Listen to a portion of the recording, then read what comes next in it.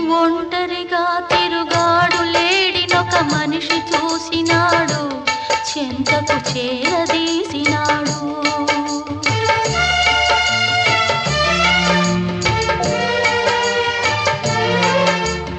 అభమో శుభమో తెలియని లేడి అతనిని నమ్మింది, తన హృదయం పరిచింది.